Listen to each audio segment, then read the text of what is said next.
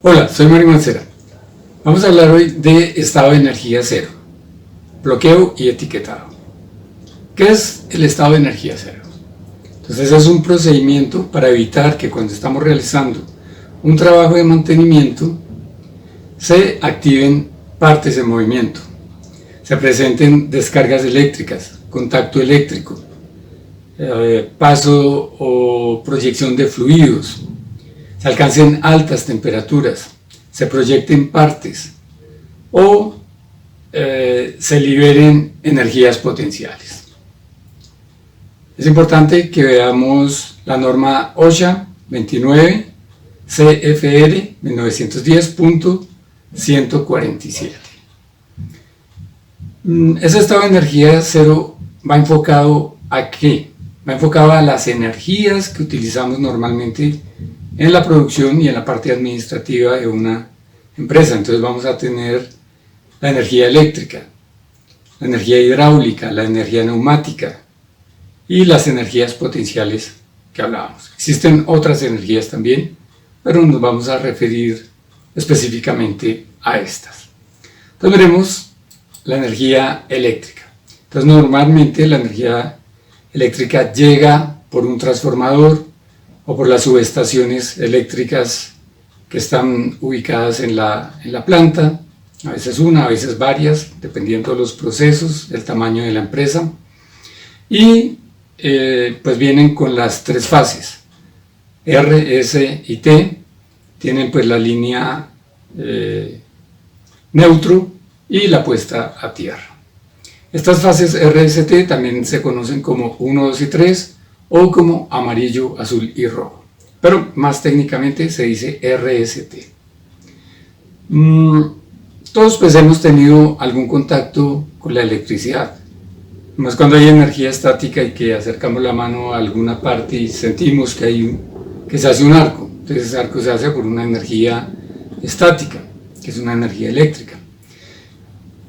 Probablemente algunos hemos sentido una descarga eléctrica en algún momento, ¿sí? Directa o indirecta.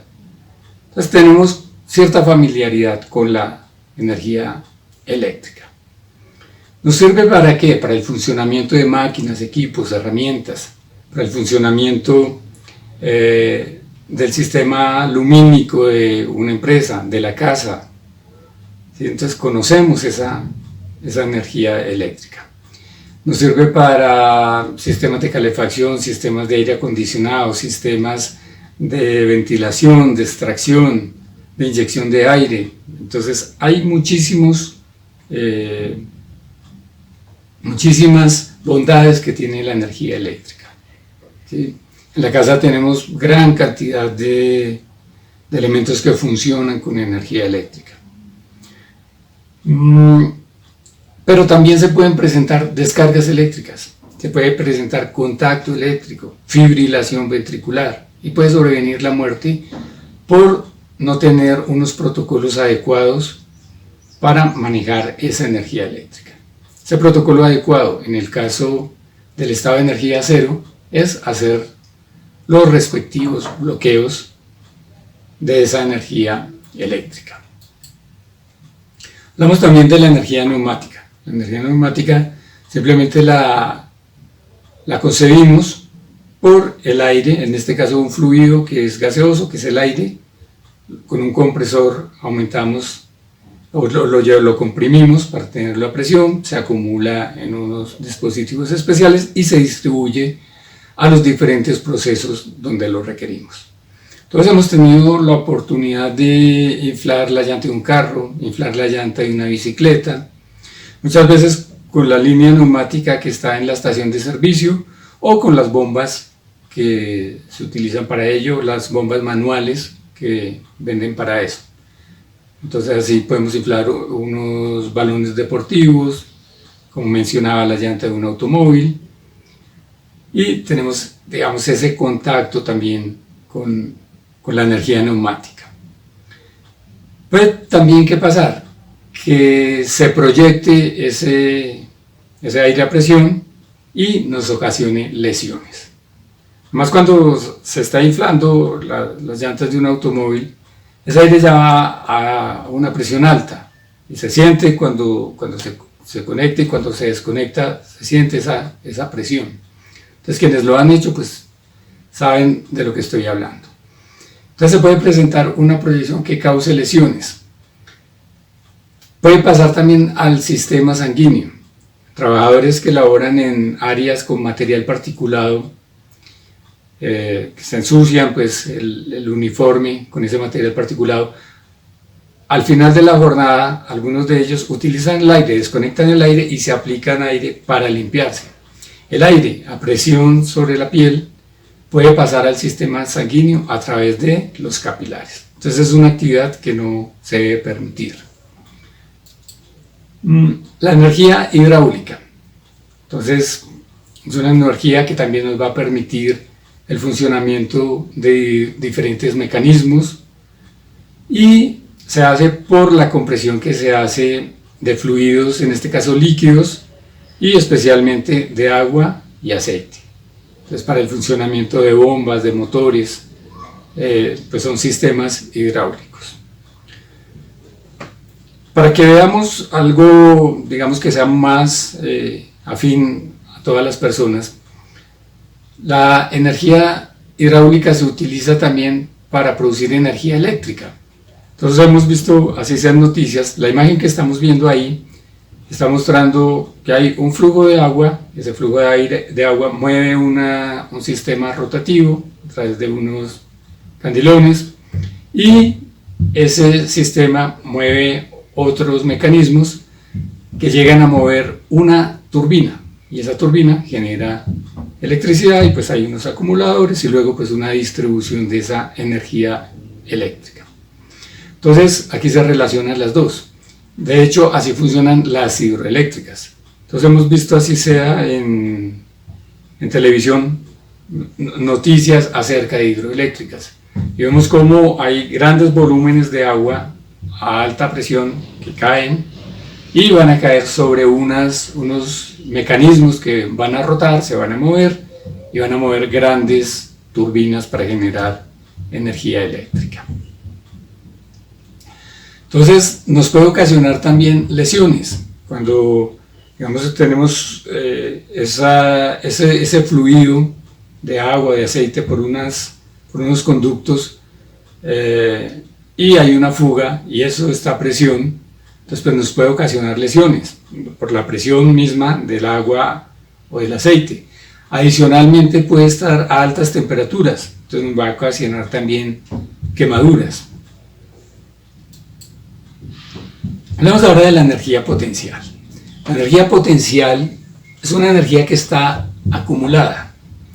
Es una energía capaz de generar trabajo acorde con la posición del cuerpo. Si miramos, estamos viendo ahí una imagen. Esa imagen es un resorte, ¿cierto?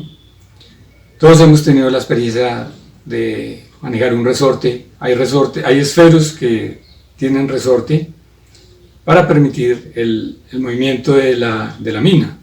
Entra y salga y pues tiene un trinquete para trancarla, pero un resorte es el que permite ese movimiento. Entra y sale la mina. Entonces, ese resorte, cuando está estirado, en este caso de la imagen está estirado y hay una masa suficiente que no lo deja recogerse, entonces ahí hay una energía potencial que tiende a cerrar a recoger ese resorte. Si tengo el resorte comprimido, tengo una energía potencial que tiende a alejarlo. Vamos a un pequeño ejemplo con esta bomba. Entonces vamos a inflarla.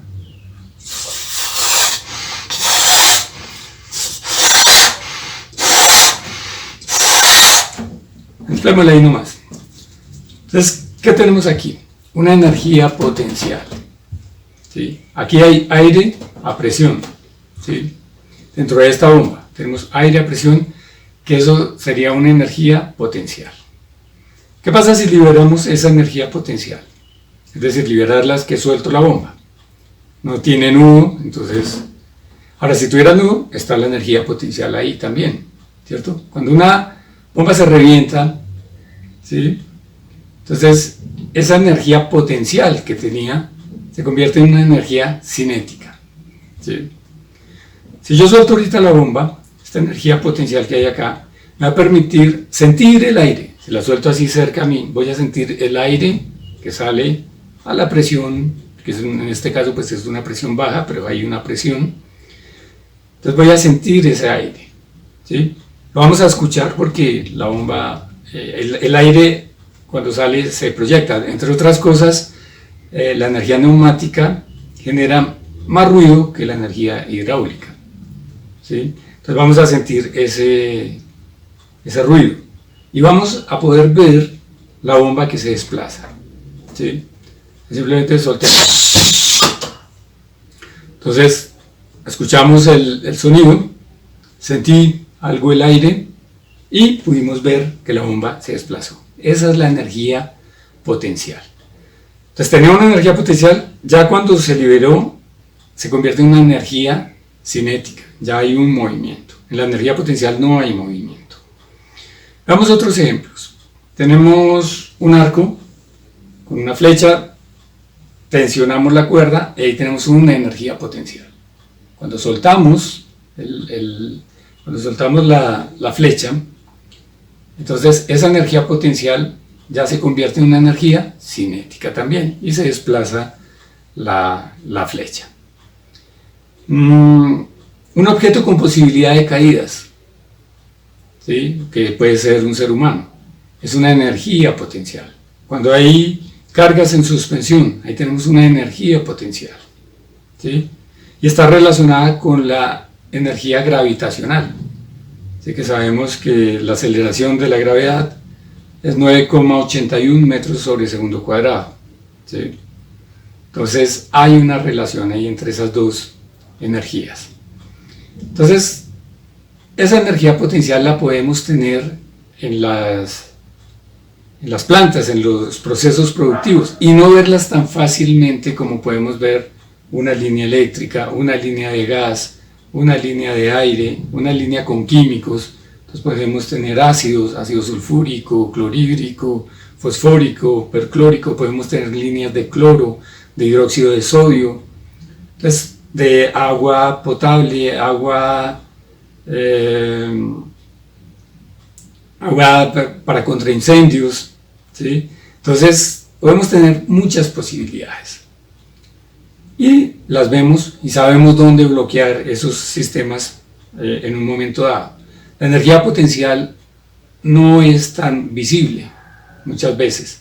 Tenemos, por ejemplo, bombas, motores que funcionan, que tienen agua a presión, que tienen aire y tienen puntos para purga. Entonces esa energía potencial hay que purgarla, ¿sí? Es decir, hay que liberarla, porque en un momento dado, y ha ocurrido con bombas de un tamaño grande o mediano, que se les está haciendo mantenimiento y no se purgaron, o no se purgaron en todos los puntos donde debía purgarse, y hay un agua acumulada en un punto. Con los movimientos del mantenimiento, el agua pasa a otra ubicación, y al pasar a esa otra ubicación mueve las aspas de la bomba y ha generado graves accidentes en las manos de los trabajadores. Entonces es una energía que tenemos que mirar muy bien, que tenemos que acudir a las personas que requerimos. Esto de estado de energía cero no es que exista una persona que se las sabe todas, ¿sí?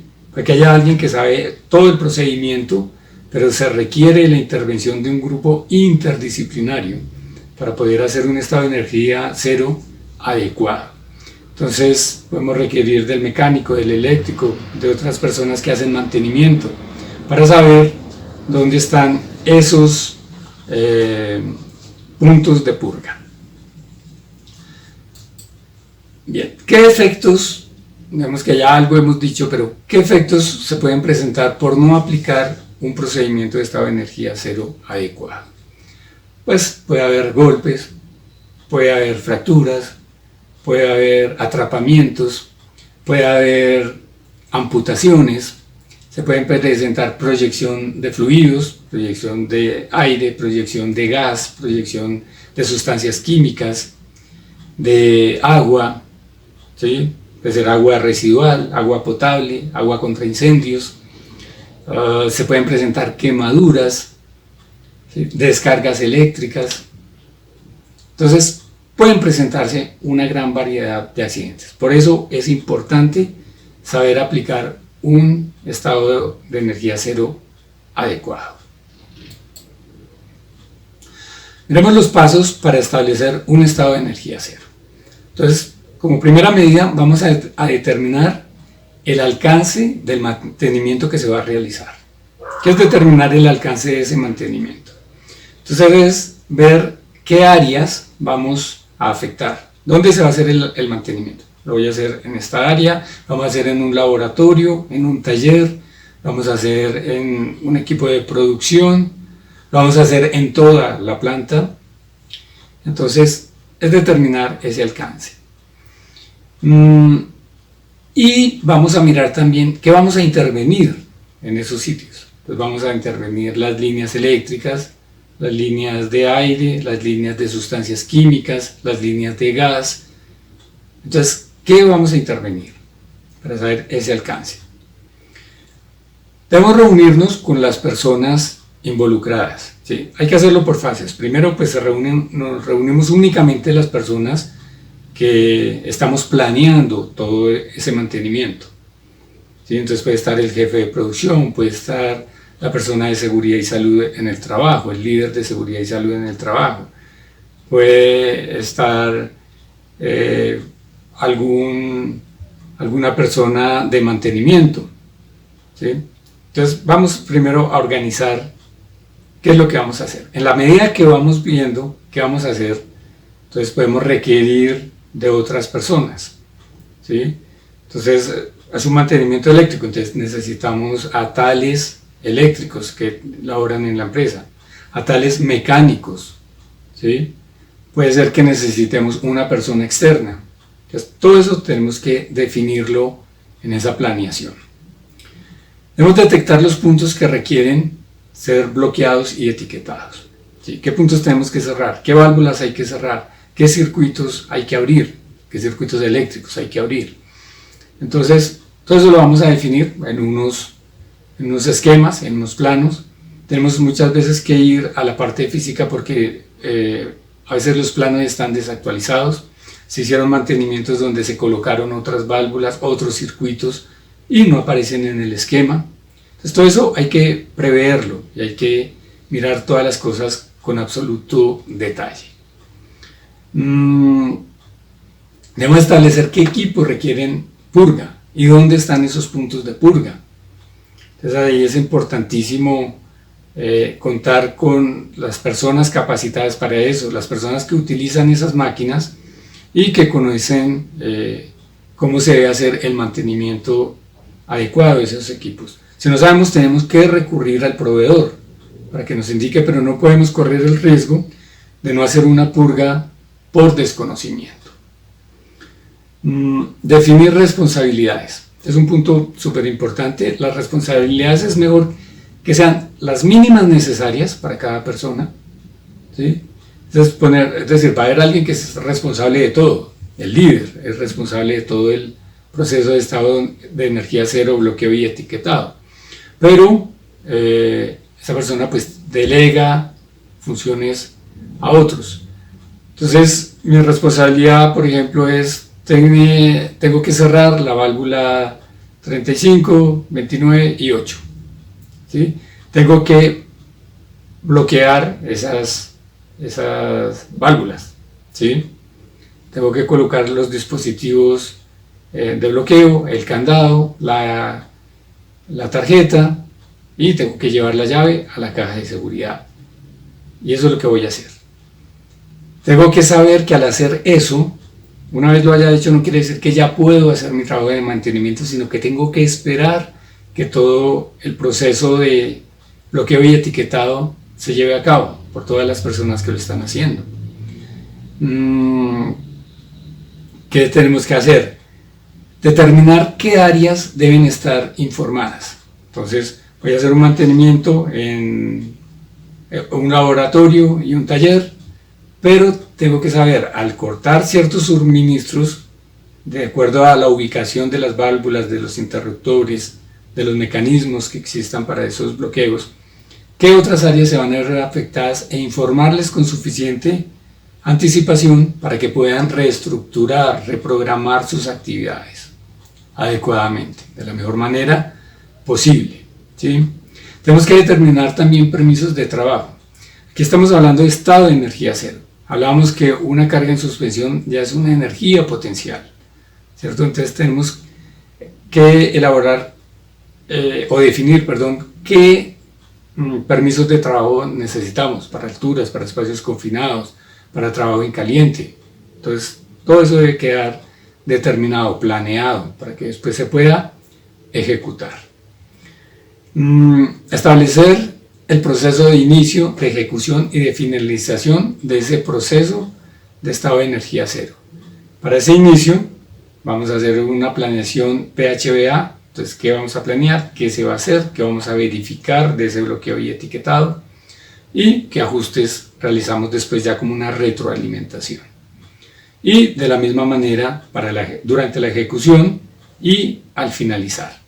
Y posteriormente para el arranque. Debemos definir cómo vamos a arrancar nuevamente, cómo vamos a desmantelar todo ese proceso de bloqueo y etiquetado de estado de energía cero para volver a activar el proceso y que toda la producción vuelva a generarse adecuadamente.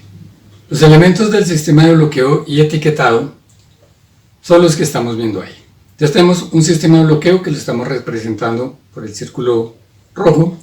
Ese sistema de bloqueo no es más ni menos que un dispositivo para cubrir la válvula, para cubrir el interruptor, para cubrir el mecanismo que queremos bloquear. Entonces debe tener la forma y el tamaño adecuado con ese dispositivo que vamos a bloquear. Entonces simplemente lo colocamos sobre él, lo cerramos y le colocamos un candado. Por eso tenemos ahí un candado. El candado va a impedir que se abra ese dispositivo y que se pueda mover el elemento que hemos bloqueado. Tenemos la tarjeta. La tarjeta simplemente nos va a decir que está prohibido, que no se debe operar ese mecanismo que tenemos allí, que se está haciendo un mantenimiento y se puede poner la referencia del mantenimiento. Está el nombre de la persona que hizo el bloqueo, del responsable de ese bloqueo, y vamos a definir quién es esa persona. Si es un mecánico, si es un eléctrico, en fin, el nombre que sea. Y tenemos la llave. Entonces esa llave tiene que ir a la caja de seguridad. Entonces la caja de seguridad es un dispositivo que ya a continuación se los voy a explicar, donde se colocan las llaves con una tarjeta. Entonces hay que tener dos tarjetas. Una tarjeta que va en el mecanismo que hemos bloqueado y otra tarjeta digamos relacionada con esta que va en la caja de seguridad con la llave. Y tenemos un multicandado. El multicandado simplemente es un dispositivo que me permite cerrar el sistema de bloqueo, asegurarlo, con un candado. Al colocarle ese candado ya no abre, ¿sí? Pero me permite colocar otros candados adicionales. Entonces, dependiendo de las personas que estén involucradas en ese mantenimiento con una misma línea de suministro, se van a colocar ese número de candados.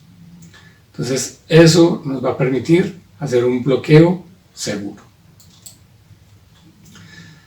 La caja de seguridad, ¿qué es? Entonces, pues es una caja que tiene unos puntos para colocar allí las llaves, para colocar las etiquetas correspondientes, y se aconseja que la tapa de esa caja sea acrílica para que cuando nosotros la cerremos pues podamos visualizar las llaves y tarjetas que están dentro.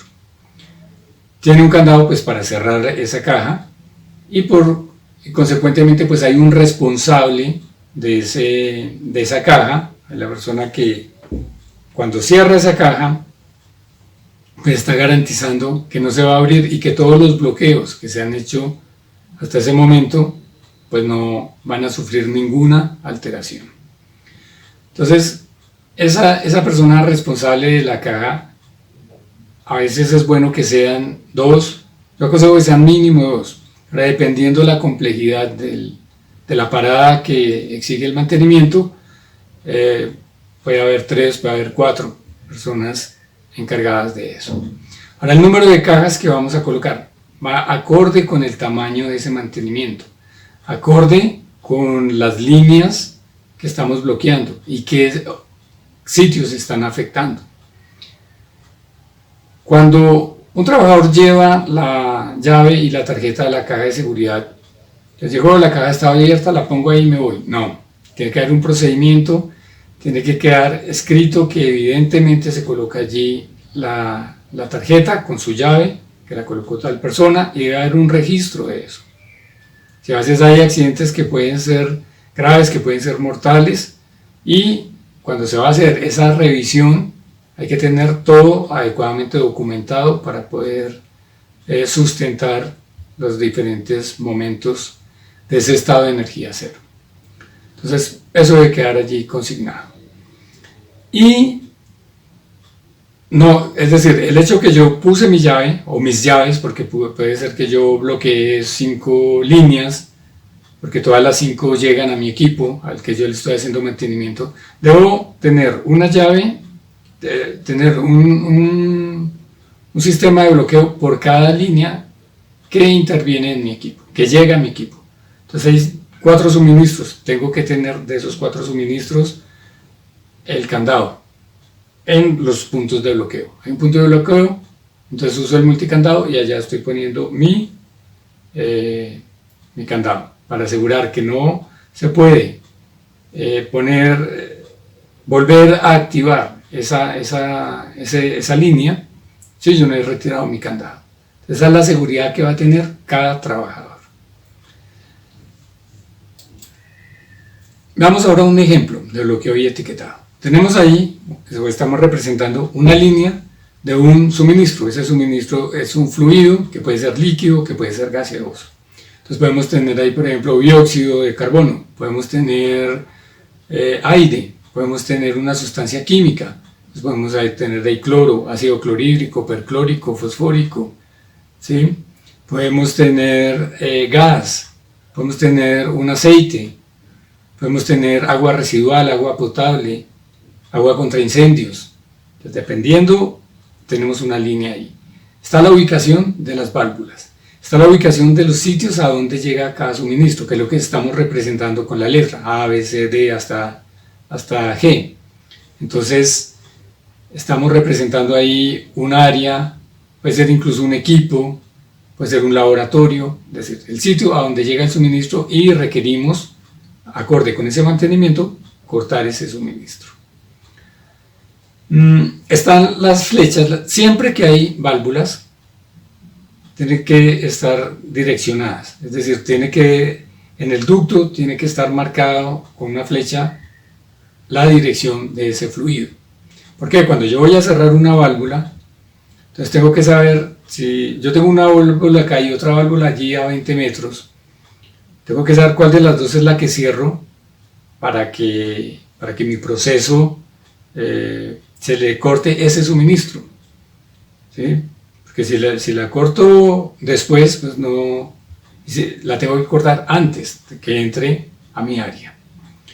Entonces eso es muy importante, que en el esquema pues las estamos viendo cerca, pero entre una válvula y otra puede haber una distancia grande. Entonces tenemos que saber cuál es la válvula que vamos a bloquear. Puede estar incluso no actualizado este esquema, ¿sí? Entonces tenemos que verificar en campo. Todo esto es dentro de la planeación. Todo lo que estamos haciendo, tanto el trabajo de inicio, durante y después del proceso de estado de energía cero, tiene que tener un plan PHBA, como lo dije al principio. Entonces, eso es muy importante. Ahora, ¿qué tenemos? Estamos definiendo también la válvula abierta. Entonces tenemos ahí el cuadrito con la X, con el fondo clarito, esa es una válvula abierta. Con el fondo oscuro, la válvula está cerrada, ¿sí? Cuando colocamos el círculo rojo quiere decir que ya se colocó el dispositivo de bloqueo y también el candado. O sea, no vamos a poner el candado para que no queden tantas cosas. Y pues tenemos la tarjeta y tenemos la llave en la caja de seguridad. Entonces cada vez que hacemos una cosa, la vamos a ir chuleando. Entonces tenemos aquí la válvula antes de G, que es la que tenemos que cerrar primero. Entonces la vamos a cerrar. Entonces ahí quedó cerrada. Ahora, ¿qué tenemos que hacer? Bloquearla. Entonces vamos a poner el sistema de bloqueo con su respectivo candado. ¿Sí? Entonces ya decía, con el círculo ya estamos indicando que está con el candado. Entonces ahí vemos que ya tenemos chuleado, que está cerrada la válvula y que se hizo el bloqueo y etiquetado. Ahora, ¿qué nos falta? Entonces seguimos, ponemos la tarjeta. Entonces vamos a poner la tarjeta con la información que ya les indiqué. ¿Sí? ¿Y qué me falta aún para eso? Llevar la llave a la caja de seguridad.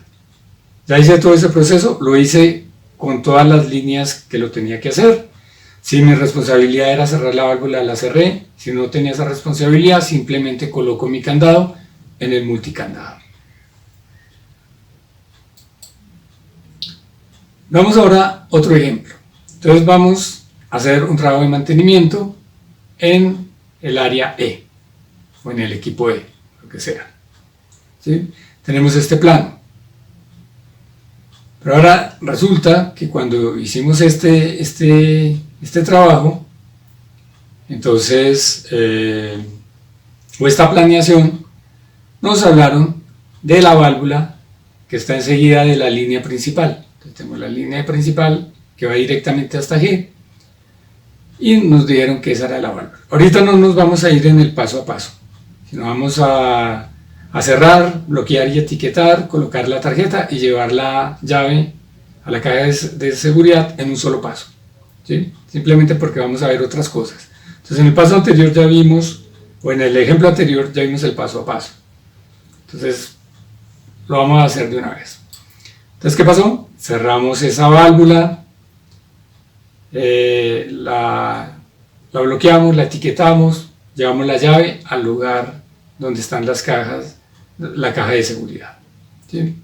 Pero aquí, ¿qué hay adicional? Tuvimos que informar a C y a D. En el ejemplo anterior no tuvimos que informar a nadie porque la actividad la íbamos a hacer en G. Aquí la vamos a hacer en E. Entonces, al cerrar esa válvula que cerramos, nos toca informarle a C y a D de ese suministro o de esos suministros si es que son varios, para que ellos se puedan reprogramar. Eso hay que hacerlo antes. Eso no es el día del mantenimiento, el día que empieza el mantenimiento, que vamos a buscar a ver cuál es la válvula que debemos cerrar. Entonces, esa es una válvula que cerramos. Pero entonces, cuando estamos en la planeación, alguien dice, no, pero es que hay otra válvula. Entonces, bueno, entonces cerremos esa otra válvula. Pero fíjense que la ubicación de esta nueva válvula, que está ahí, que no la habíamos visto, también nos obliga a informar a C y a D, ¿cierto? Pero puede llegar otro personaje que nos dice, no, es que en el mantenimiento del año pasado se presentó ese problema, y en C y en D pues se crearon una cantidad de problemas, no se pudo hacer la producción adecuada porque duró el mantenimiento una semana, y sin esos suministros pues quedaron prácticamente bloqueados. Entonces aprovechamos ese mantenimiento para colocar una nueva válvula. Y esa nueva válvula no aparecía en el esquema. Por eso hay que hacer una inspección dentro de la planeación. Hay que hacer una inspección para saber cuál es la válvula. Entonces la válvula adecuada no era ninguna de las dos anteriores, sino es esta, la válvula que teníamos que bloquear. ¿Sí? Porque esta ya me permite hacer la labor en E sin necesidad de alterar el trabajo en C y en D. Entonces en ese caso ya no tendría que informar a C y a D porque esa válvula simplemente me está afectando esta área. Ahora veamos cómo haríamos el bloqueo con energía eléctrica. Todos los bloqueos que acabamos de ver fueron con fluidos, líquidos o gaseosos. Ahora con energía eléctrica. Entonces podemos tener diferentes tipos de circuitos, de puntos donde podemos hacer los bloqueos. Aquí simplemente estoy representando tres tipos.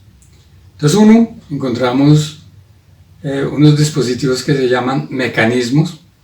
Esos mecanismos ya son un sistema de bloqueo, ¿sí? Simplemente hay que girarlos. Entonces está abierto, lo giro, queda cerrado. Al colocarle el candado ya no se puede bajar, ¿sí? O subir, según el caso.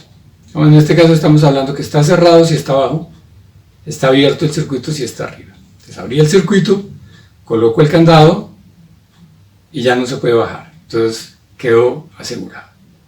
Tenemos también las bandejas, entonces donde estamos viendo el circuito 1, 2 y 3. Entonces estas bandejas, ¿cómo funcionan? Están en las subestaciones eléctricas. Los mecanismos también suelen estar en las subestaciones eléctricas. Entonces, al retirar la bandeja, se abre el circuito. Al meter la bandeja, se cierra el circuito. Entonces, sacamos la bandeja, se abrió el circuito, entonces hay que colocar un dispositivo que simplemente va a impedir que la bandeja se pueda volver a meter, ¿sí? Para que quede desenergizada. O tenemos los sistemas que conocemos de automáticos eléctricos. Así sean diferenciales, hay que aplicar el protocolo de estado de energía cero, bloqueo y etiquetado, ¿sí? Así tengamos automáticos diferenciales. Entonces, ahí estamos viendo los automáticos normales. Estamos viendo cuándo está abierto el circuito en el G. En el circuito G, vemos que se ve un poquito más gordito la parte negra central. Quiere decir que ahí está abierto. Entonces, en la otra todos están cerrados, es decir que está pasando corriente eléctrica. En el G no está pasando, pues en el ejemplo que les estoy poniendo. Entonces miremos cómo haríamos ese bloqueo. Entonces en este momento todo está cerrado. Vemos que está funcionando normalmente. Entonces tenemos el mecanismo, está en la posición que está cerrado, o sea que está pasando corriente. El circuito número 1, 2 y 3, como son de bandeja, ya están metidas, quiere decir que están cerrados esos circuitos. Y los automáticos eléctricos, bien sean normales o diferenciales, están también cerrados, o sea que está pasando energía. Dentro del checklist que vamos a hacer, entonces abrir circuito, ¿sí? Entonces vamos a marcar abrir circuito cuando lo abramos. Colocar el dispositivo y el candado. Entonces cuando coloquemos el circuito quiere decir que está el dispositivo y el candado. Para el mecanismo, que les decía que ya es un sistema, entonces simplemente vamos a colocar el círculo, pero quiere decir pues que está el candado. Tenemos la tarjeta y pues la llave que debemos llevar a la caja de seguridad.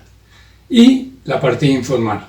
¿Es necesario o no informar? Entonces ya dependiendo de donde haya quedado ese bloqueo y qué está afectando, para saber si debemos informar o no a otras áreas.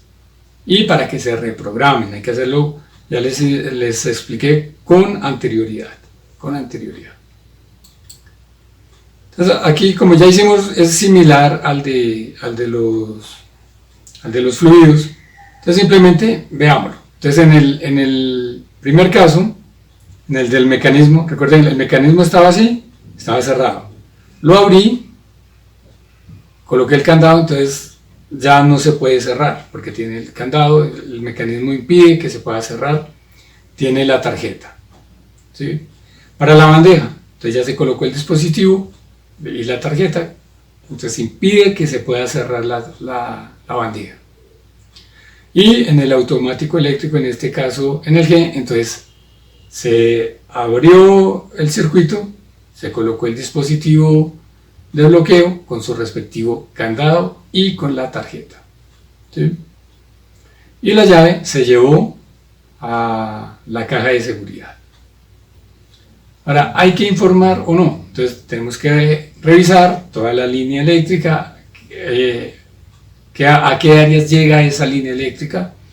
Los procesos generalmente, y entre más grandes, incluso hay subestaciones eléctricas para diferentes procesos. Entonces a veces no se afecta tanto un área con otra, pero podría ser algo general, no tenemos tantas subestaciones, entonces tenemos una o tenemos dos, entonces sí se van a afectar muchas más áreas.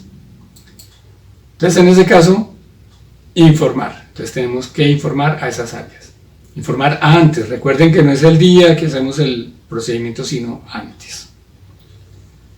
Listo, entonces hecho esto, ya consideramos que quedan, es decir, ya con la caja de seguridad se va a verificar que llegaron todas las llaves, todas las tarjetas, se comprueba con el checklist que se tiene de ese procedimiento y se debe verificar que evidentemente se bloquearon las válvulas que son.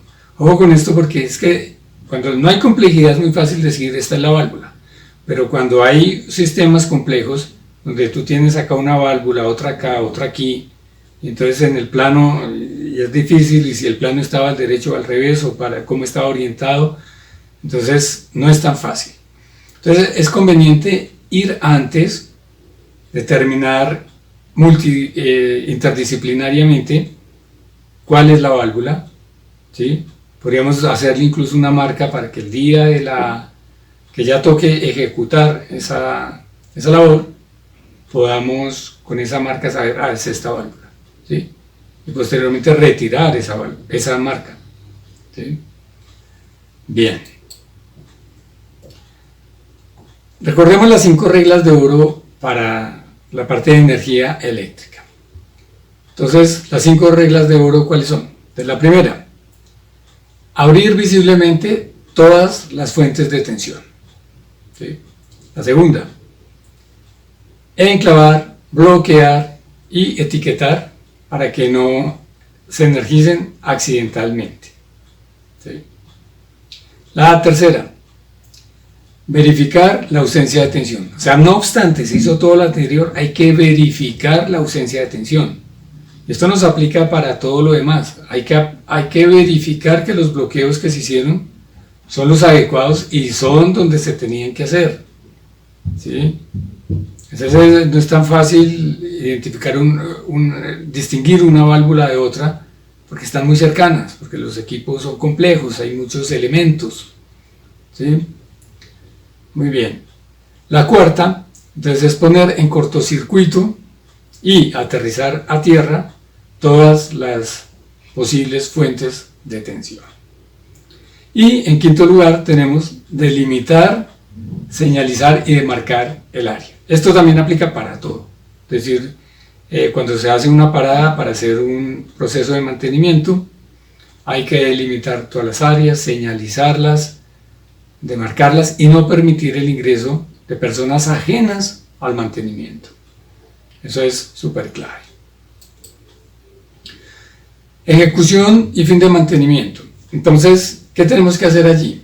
Digamos que la parte operativa no es la que nos interesa tanto, es decir, el mantenimiento como tal, la calidad de ese mantenimiento, pero sí lo que se hace.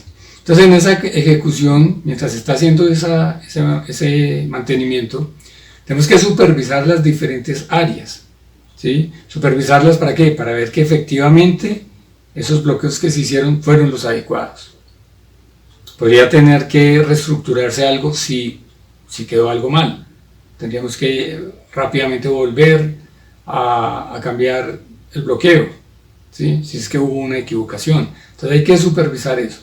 Tenemos que supervisar porque dijimos, estado de energía cero implica otras actividades. Entonces, si hay energías potenciales que pueden caer, entonces tenemos que ver esos procesos para ver si se están aplicando los procesos de seguridad, los protocolos de seguridad adecuados, ¿sí? En todos los espacios, en todas las áreas, en todos los mantenimientos que se estén realizando.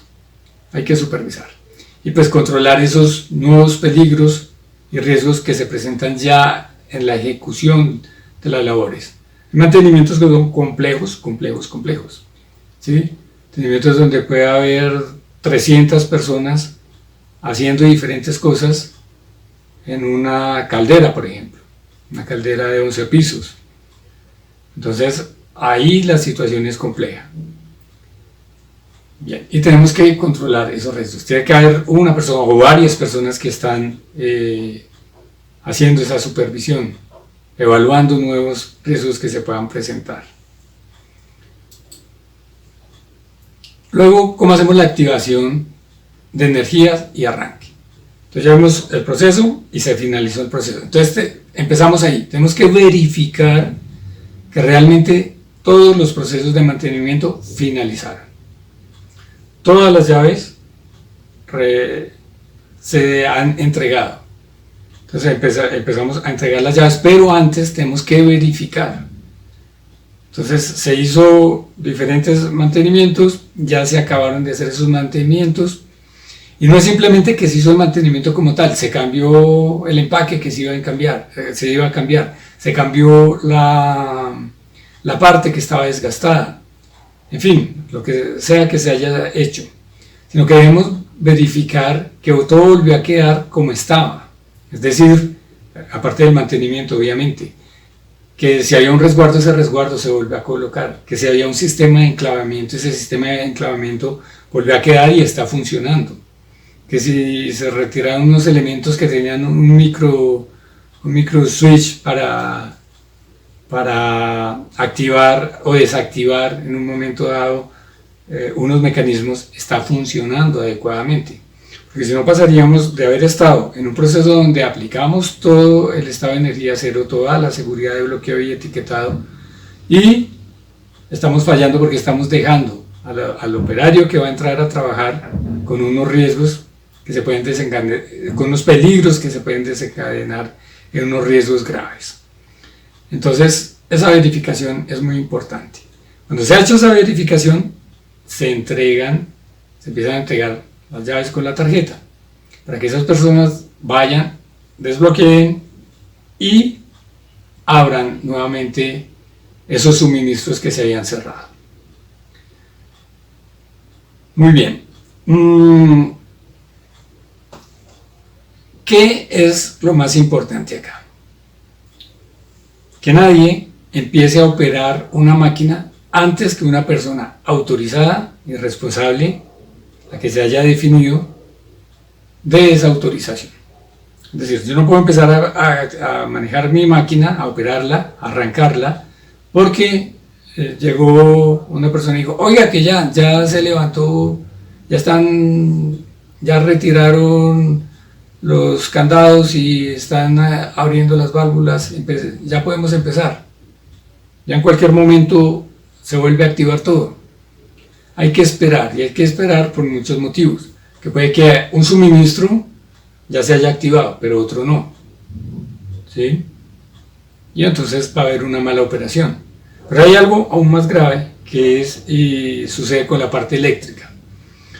Se coincide que una persona está tratando de arrancar su máquina de funcionamiento eléctrico. Cuando el trabajador, recordamos la bandeja, cuando el trabajador de la bandeja va a cerrar ese circuito, va a meter la bandeja. Entonces, ¿qué pasa? Si coinciden esos dos momentos, tienen que coincidir. Si coinciden, va a haber un arco eléctrico muy grande y ha generado accidentes muy graves también. ¿Por qué? Porque en el arranque, los equipos, las máquinas, consumen aproximadamente 5 veces la energía nominal. Entonces, eso hace que ese arco que se forma sea muy grande y va a generar contacto eléctrico, quemaduras, en fin, dependiendo del caso. Entonces es importante que las llaves de esas máquinas, equipos que tienen llave de bloqueo, esa llave haya quedado también en esa caja de seguridad y que no se entregue sino hasta el final. Esa llave no se va a entregar antes que todo que se haya garantizado que todos los suministros otra vez están activos, que todos los resguardos quedaron adecuadamente colocados, todos los sistemas de seguridad que paran el proceso en un momento dado están activados, están adecuadamente instalados. ¿Sí? Ahora, hay máquinas que no tienen la llave de seguridad, entonces en ese caso hay que informar, hay que capacitar muy bien a todos los trabajadores, a los operarios de esas máquinas, para que no las operen antes de tiempo. O sea, hay que esperar a que la persona responsable informe de acuerdo a cómo se haya establecido. Si la empresa es muy grande, pues no se va a poder informar directamente. Puede ser que esa persona le informe a los líderes de cada área para que esos líderes de cada área le informen a sus trabajadores. Se va a establecer un mecanismo para eso. Entonces, eso es súper importante y ya podríamos empezar o podríamos ya arrancar los procesos. Entonces, eso era lo que quería contarles. ¿Qué fue lo que hicimos? Hicimos un plan PHBA para el inicio, para la ejecución del trabajo y para el final. Entonces, al inicio, ¿cuál fue ese plan PHBA? El planear, ¿qué fue? Establecer las áreas que íbamos a impactar, ¿sí? Digamos, directamente por el mantenimiento y porque perdían líneas de suministro y tendrían que cambiar los procesos. Establecimos unos responsables, establecimos dónde se tenían que hacer los bloqueos. Se fue físicamente a los sitios para establecer dónde eran los bloqueos exactamente, ¿sí? Entonces, eso en la planeación, se estableció la caja de seguridad. Eso fue el planear. El hacer es que eso que se planeó, pues se haga. Entonces, el día del mantenimiento, pues no se va a perder tiempo porque cada persona sabe qué tiene que hacer, qué tiene que bloquear, dónde tiene que poner el candado, dónde están los dispositivos, ya los tengo. No me toca ir a la almacén a pedir los dispositivos, sino ya previamente los tenemos. Ese es el hacer. El verificar, entonces alguien va o varias personas van a verificar que evidentemente se bloquearon las válvulas que eran, que evidentemente se abrieron los circuitos que eran. Y el ajustar, pues ya el proceso durante la ejecución misma, durante la fase de ejecución pero del mantenimiento, vamos a hacer ajustes que digamos se tengan que hacer porque algo, digamos, no fue conforme en ese estado de energía cero. Durante la ejecución, entonces, ese planear, ¿qué es? Entonces tenemos que supervisar, entonces establecemos personas para que vayan a supervisar los diferentes puntos de bloqueo, para que detecten los nuevos riesgos que pueda haber por la operación ya del proceso y que se puedan generar energías potenciales, ¿sí? Ya en la ejecución. Entonces se planea eso. El hacer, pues, es que evidentemente se hagan las rutas para esa supervisión, que se estén haciendo los aportes para esos nuevos peligros que hay, que podrían desencadenar en riesgos, ¿sí? Verificar, entonces alguien debe verificar que sí los que están supervisando, que sí los que están controlando los nuevos peligros los están controlando. Y el ajustar, que se hace después como una retroalimentación del proceso. Y al final, ¿qué hicimos? Ya para arrancar nuevamente el proceso, para desmantelar todo el proceso de estado de energía cero, bloqueo y etiquetado. Entonces, al planear, ¿qué fue? Vamos a verificar primero que todo el mantenimiento finalizó realmente, que no hay ningún trabajador aún en las áreas de mantenimiento o en las áreas donde se está haciendo mantenimiento de los equipos, de las máquinas, ¿sí? Verificar que los resguardos que tenían esas máquinas se volvieron a colocar, las carcasas, los enclavamientos, todos los sistemas de seguridad, ¿sí? Entonces, todo eso ha quedado en la planeación y pues hacerlo es que evidentemente se está haciendo. Entonces vamos a entregar las llaves porque ya verificamos eso, entonces se van a entregar las llaves. Es decir, el hacer es simplemente que eso que se planeó se está ejecutando. Se ejecuta en el orden y en la forma como se planeó, ¿sí? El verificar, entonces ya vamos a mirar que esas áreas se desbloquearon, que se abrieron los sistemas, que lo último que se está haciendo es arrancar las máquinas ya de operación y el ajustar pues al final del proceso. Entonces, eso era lo que quería contarles. Espero que el video les guste, sobre todo que les sirva, que sea aplicable. y nos vemos en el próximo video.